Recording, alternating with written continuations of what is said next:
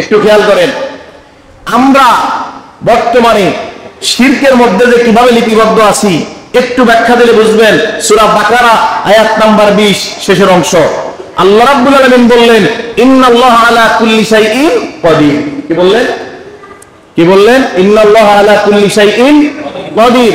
আল্লাহ রাব্বুল আলামিন ঘোষণা দিলেন, নিশ্চয়ই আল্লাহ রাব্বুল আলামিন সবচেয়ে বেশি ক্ষমতাবান। কে দিয়েছেন ঘোষণা? আল্লাহ রাব্বুল আলামিন ঘোষণা দিয়েছেন। কিন্তু আমরা কি করি? আমরা কি আল্লাহর এই কথা মানি? কথা বুঝেন, কিন্তু মানি না, বিশ্বাস হয় না।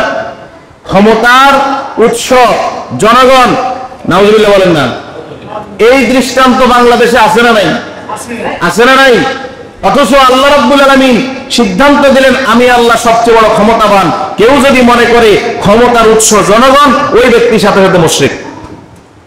এবার কেউ আমরা মুখ দিয়ে বলি না, অনেকেই বলে, সবাই হয়তো বলে না, কিন্তু খেয়াল করে দেখেন, এই যে ক্ষমতার উৎস জনগণ যে ব্যক্তি মেনে নিল প্রত্যক্ষ কিংবা পরোক্ষ, ওই ব্যক্তি সরাসরি মুশরিক।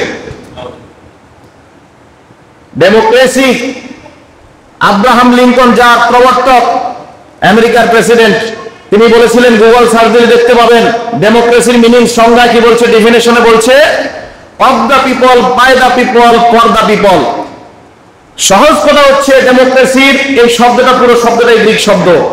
এখানে ডেমোস শব্দের অর্থ পিপল, আর ক্রেডোস শব্দের অর্থ পাওয়ার। এই ডেমোক্রেসি শব্দের মূল মিনিংসটা হচ্ছে পাওয়ার অফ দ্য পিপল, অর্থাৎ সকল ক্ষমতার উৎস জনগণ বলি, নাউজুবিল্লাহ। এজন্য বাংলাদেশে আমরা যারা আধুনিক গণতন্ত্রে বিশ্বাসী, বাংলাদেশে আমরা যে দল করি আধুনিক গণতন্ত্রে, আওয়ামী লীগ, বিএনপি, জাতীয় পার্টি, জাসদ, বাসদ, সমাজতন্ত্র থেকে শুরু করে যত নম্বরের দল আছে, 12 দল 14 দল, সব দল যারা আধুনিক গণতন্ত্রে বিশ্বাস করে, সবাই পরোক্ষভাবে মুশরিক বলি, নাউজুবিল্লাহ। বিশ্বাস হয় না? বিশ্বাস হয় না? সূরা ইউসুফ আয়াত নাম্বার 106, সূরা ইউসুফ আয়াত নাম্বার 106, আল্লাহ রাব্বুল আলামিন ঘোষণা দিলেন, ওমা ইউমিনু আকতারুহুম বিল্লাহ ইল্লা ওয়া হুম মুশরিকুন। তোমাদের অধিকাংশ লোক ঈমানও আনে, আবার সাথে সাথে শিরকও করে, বলি নাউজুবিল্লাহ।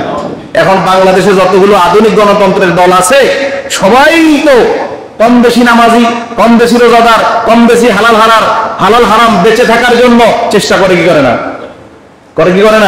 করে। তাহলে বোঝা যায় কি, এদিকে আমরা মসজিদ নিয়ে ইবাদত নিয়ে ব্যস্ত, ওই দিক দিয়ে আল্লাহর জমিনে আল্লাহর দিন কায়েম করার কোনো চিন্তা আমাদের ভিতরে নাই। তাহলে আমরা এদিক দিয়ে আরেকবার মুশরিক হইলাম কি হইলাম না? কথা